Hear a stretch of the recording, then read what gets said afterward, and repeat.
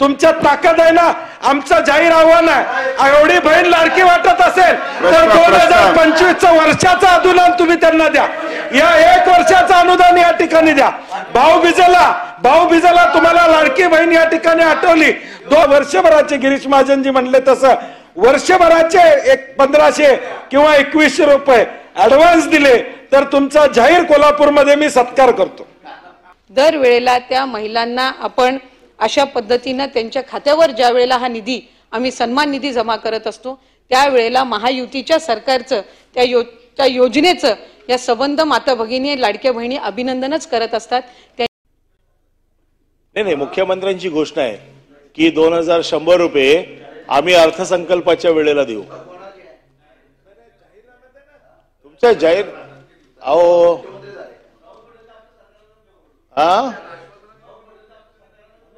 आम्ही 3000 सांगितले होते. मग किमान 2100 जे तुम्ही मान्य केले आहेत ते येणाऱ्या अर्थसंकल्पापासून आपण देणार आहात का? माझे साधे प्रश्न आहेत.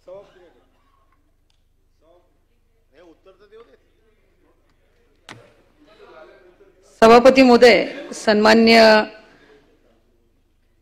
सदस्य महोदयांनी या ठिकाणी विचारल्याप्रमाणे खरं तर एक महायुतीच्या सरकारची सर्वात महत्त्वाकांक्षी योजना म्हणून आपण ही मुख्यमंत्री माझी लाडकी बहीण ही योजना घोषित केली आणि घोषित केल्यापासूनच साधारणपणे विरोधकांची टीका असेल ही त्याच्यावर होत राहिली. पण महिलांनी आणि लाडक्या बहिणींनी या योजनेला अतिशय उद्दंड असा प्रतिसाद दिला. आम्ही ज्या वेळेला जुलै महिन्यामध्ये याचं रजिस्ट्रेशन सुरू केलं त्यावेळेसपासून आतापर्यंत जवळपास 2,63,00,000 इतके अर्ज हे या ठिकाणी आपल्याला विभागाकडे प्राप्त झाले. वेगवेगळ्या स्तरावर त्या ठिकाणी रजिस्ट्रेशन ऑनलाईन पद्धतीने करण्यात आलं आणि आपल्या माध्यमातून सभापती महोदय मी सन्मान्य सदस्य महोदयाने या ठिकाणी माहिती देऊ इच्छिते की साधारणपणे स्क्रुटिनीची जी प्रक्रिया ही ऑगस्ट महिन्यामध्ये आम्ही सुरू केली.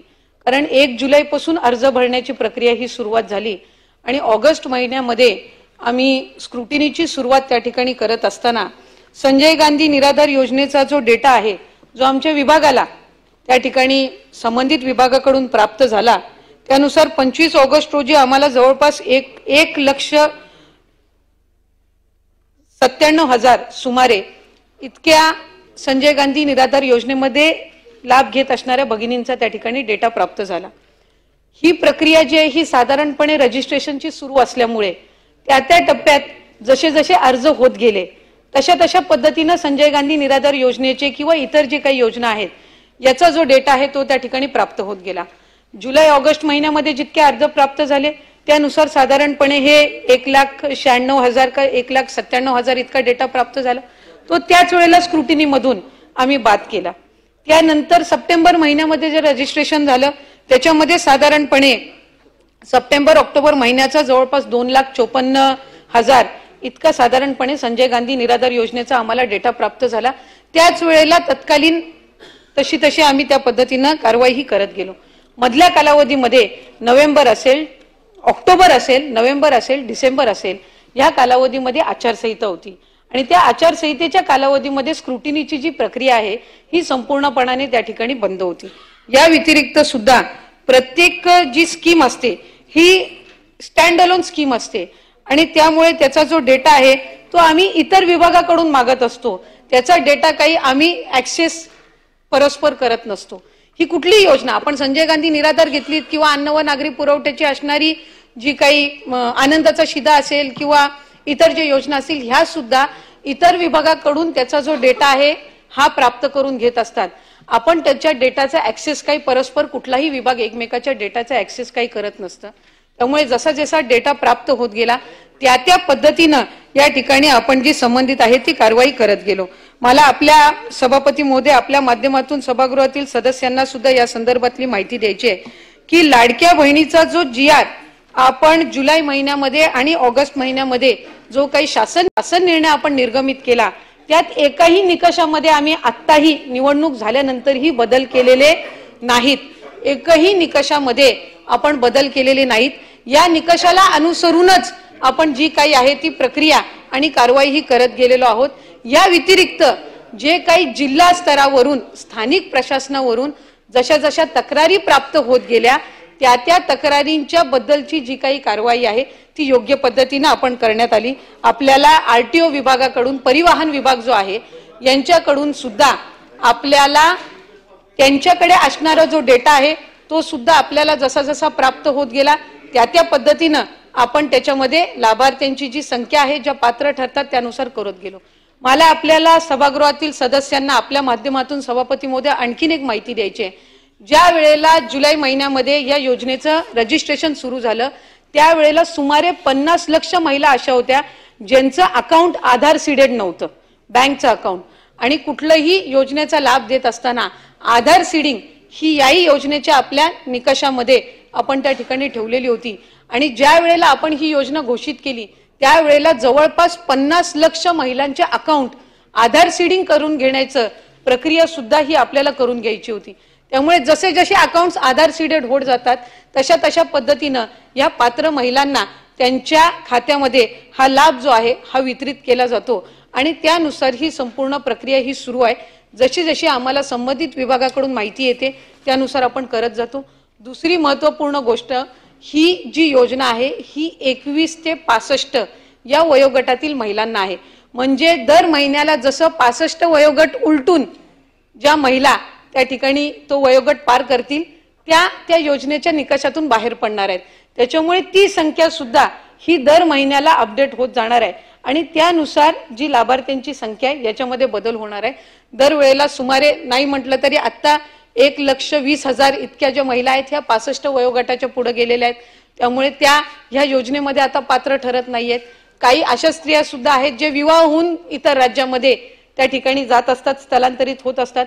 त्यामुळे ही जी प्रक्रिया आहे ही ऑनगोईंग आहे आणि मला आपल्या सभापती महोदय माध्यमातून सन्मान्य सर्व सदस्यांनी या ठिकाणी सांगायचंय की आज जवळपास 2.5 कोटी इतक्या महिलांपर्यंत या योजनेचा लाभ आपण पोचवत असताना दरवेळेला त्या महिलांना आपण अशा पद्धतीने त्यांच्या खात्यावर ज्या वेळेला हा निधी आम्ही सन्मान निधी जमा करत असतो त्यावेळेला महायुतीच्या सरकारचं त्या योजनेचं या संबंध माता भगिनी लाडक्या बहिणी अभिनंदनच करत असतात। त्यांच्या आयुष्यामध्ये आलेला हा सकारात्मक बदल हा त्यांना जाणवत गेला आणि त्याचे पडसाद कुठे ना कुठेतरी आपल्याला त्या ठिकाणी निवडणुकीच्या कालावधीमध्ये पाहायला मिळाले असतील। 2100च्या संदर्भातलं आपण त्या निमित्ताने उल्लेख केला। राज्याचे मुख्यमंत्री देवेंद्रजी फडणवीस साहेबांनी येत्या अधिवेशनाच्या कालावधीमध्ये किंवा अर्थसंकल्पामध्ये आपण 2100 घोषित करू अशा पद्धतीचं कुठेही त्या ठिकाणी वक्तव्य हे केलेलं नाही। राज्याची संबंध एखादी योजना ज्या वेळेला आपण जाहीर करत असतो त्यावेळेला ती योजना जाहीर करत असताना इतर 100% देणार ना। जाहीरनामा हा 5 वर्षासाठी असतो। या अर्थसंकल्पामध्ये 2100 करणार अशा पद्धतीचं वक्तव्य हे कुठेही केलेलं नाही।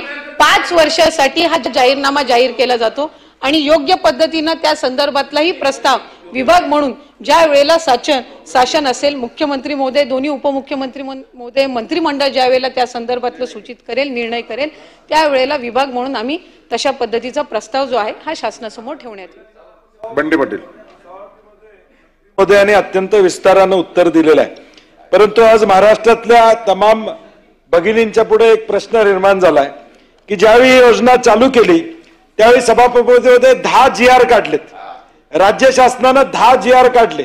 म्हणजे योजना चालू करताना राजकीय हेतू ठेवून चालू केले हे आता सर्वश्रुत सत्य आहे, ते सगळ्यांना माहित आहे। कारण की जर एखादी गोष्ट ज्यावेळी शासनातून होते ते तुमच्याकडे देतो गिरीशजी, नाही म्हणजे विचारपूर्वक योजना करताना विचारपूर्वक कुठला या ठिकाणी निर्णय झाला नाही, फक्त राजकीय हेतू ठेवून या ठिकाणी निर्णय घेण्यात आला। लोकसभेत जो फटका बसला, आशिषजी, लोकसभेत जो फटका बसला त्याचा उतारा म्हणून योजना काढली, बहिणींच्यावर प्रेम म्हणून योजना काढली नव्हती, हे सिद्ध झालेलं आहे। हे जे निकष जे काय आज मंत्री महोदय सांगतात ते निकष पहिल्यापासून होते, त्या निकषाची जबाबदारी जिल्हाधिकाऱ्यांच्यावर होती। मग ज्यांना अपात्र आज करताय त्यांची फसवणूक का करताय? ज्यांना तुम्ही आज अपात्र करताय त्यांची फसवणूक का करताय? जिल्हाधिकाऱ्यांच्या अध्यक्षखाली कमिटी होती, तुम्ही GR काढला, एक अशासकीय सदस्याचा अध्यक्ष तुम्ही केला, कायद्याने त्याला अधिकार दिले हे मान्यता देण्यासाठी। खाली तुम्ही लिहिलं, स्थानिक ग्रामसेवक स्थानिक अधिकाऱ्यांचा सर्ट घ्या. मग याची पडताळणी झाली होती का नव्हती? झाली असेल तर मग आमचं म्हणणं आहे त्यांना अपात्र करू नका. त्यावेळी तुम्ही पात्र केलं सा, त्यावेळी तुम्हाला लाडकी बहीण वाटली. आता सावत्र झाली का निकाल लागल्यावर? आता सावत्र झाली का तुम्हाला निकाल लागल्यावर? त्यावेळी तुम्हाला लाडकी बहीण लागली, लाडकी बहीण दिसली. तुम्ही पुढच्या 2 महिन्याचं अनुदान या ठिकाणी दिलं. या राज्यामध्ये मतासाठी, या राज्यामध्ये अशी एकही योजना नाही गिरीश महाजनजी की पुढच्या महिन्याचे पैसे आम्ही आधी देतोय. अशी या राज्यात कुठली योजना नाही आहे. तुम्ही एक योजना सांगा, तुम्ही एक गतिमान असू दे, पुढच्या 6 महिन्याचे द्या. तुमच्यात ताकद आहे ना. आमचं जाहीर आव्हान आहे, एवढी बहीण लाडकी वाटत असेल तर 2025चं वर्षाचं अनुदान तुम्ही त्यांना द्या. या 1 वर्षाचं अनुदान या ठिकाणी द्या. भाऊबीजेला तुम्हाला लाडकी बहीण या ठिकाणी आठवली, 2 महिन्याचं अनुदान तुम्ही दिलं. ताबडतोब निकाल लागल्यावर हे अनुदान थांबवायचं काम या ठिकाणी केलं. 2100 रुपयाची तारीख या ठिकाणी सभापती महोदय सांगितली जात नाही. आमचा स्पेसिफिक मुद्दा आहे. ज्यांना तुम्ही अपात्र केलं, जिल्हाधिकाऱ्यांच्या कमिटीनं हे पात्र केलेले हे सगळे आहेत, त्यांना परत पात्र या ठिकाणी करणार आहात का? निकषात बदल करून या ठिकाणी तुम्ही भूमिका घेणार आहात का? डाटा तुमच्याकडे उपलब्ध होता, केवायसी झालेला डाटा तुमच्याकडे वेगवेगळ्या डिपार्टमेंटचा आहे, त्याचा उपयोग तुम्ही त्या ठिकाणी का केला नाहीत? आणि त्यावेळी लाडकी असणारी बहीण आता का सावत्र वाटायला लागल्या असा प्रश्न. आणि पुढच्या वर्षभराचे गिरीश महाजनजी म्हणले तसं वर्षभराचे 1500 किंवा 2100 रुपये ऍडव्हान्स दिले तर तुमचा जाहीर कोल्हापूरमध्ये मी सत्कार करतो. सभापती महोदय, मुख्यमंत्री माझी लाडकी बहीण ही योजना ही जाहीर केल्यापासूनच कुठं ना कुठं तरी विरोधकांकडून त्याच्यावर टीका होत होती. मंत्री